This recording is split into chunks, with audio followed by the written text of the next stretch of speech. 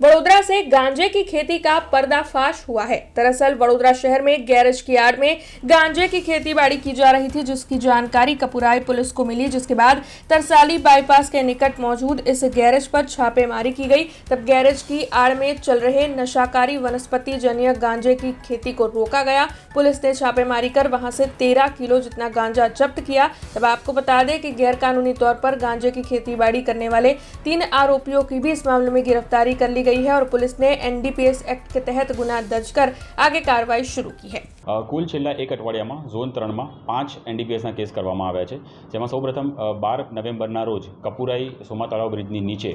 એક 108 ગ્રામનો કેસ કરવામાં આવ્યો હતો, જેમાં આરોપી અતુલ જયસ્વાલ સામે આવ્યા છે। ત્યારબાદ બીજો કેસ 17 તારીખના રોજ પાણીગેટ પોલીસ સ્ટેશનમાં કરવામાં આવ્યો, જેમાં 1 કિલો 900 ગ્રામ અપ્રોક્સિમેટલી 2 kg જેટલો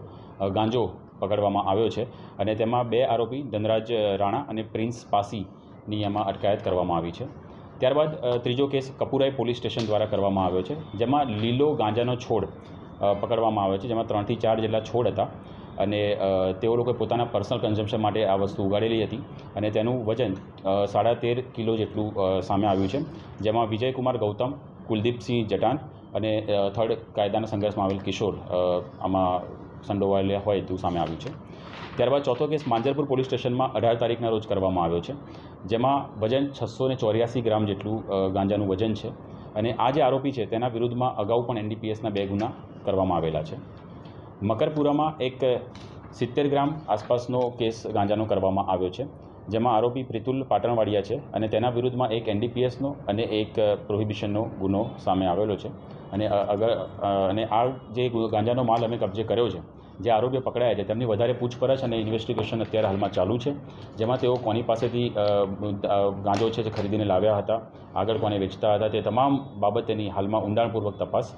જે તે આઈઓ દ્વારા કરવામાં આવી રહી છે। એકચ્યુઅલી આગળના જે 2 ગુના છે તે ગયા વર્ષના કરવામાં આવેલા છે। આ વર્ષમાં એની ઉપર વોચ ઘણા સમયથી રાખવામાં આવેલ હતી અને જેવું આપણને બાતમીદાર દ્વારા માહિતી મળી તેવા ગુપ્ત સોર્સ દ્વારા માહિતી મળતા તુરંત જ એનો કેસ કરવામાં આવ્યો છે અને તે જે અત્યારે જ્યાંથી લાવ્યો હતો તે અને ભૂતકાળના ગુનામાં જે એની પાસેથી જે સોર્સિંગ કરીને લાવ્યો હતો તે બાબતે અત્યારે વેરીફાઈ કરવામાં આવી રહ્યું છે અને તપાસ હાલમાં ચાલુ છે અને તમામ જે પણ આગળ અપ અને ડાઉન અપડાઉન જે અમારો અપ્રોચ છે, ટોપ ટુ બોટમ અને બોટમ ટુ ટોપ વાળો જે અપ્રોચ છે તે બાબતે અમે એ અપ્રોચને સાથે રાખીને અમે તપાસ કરી રહ્યા છીએ, જેમાં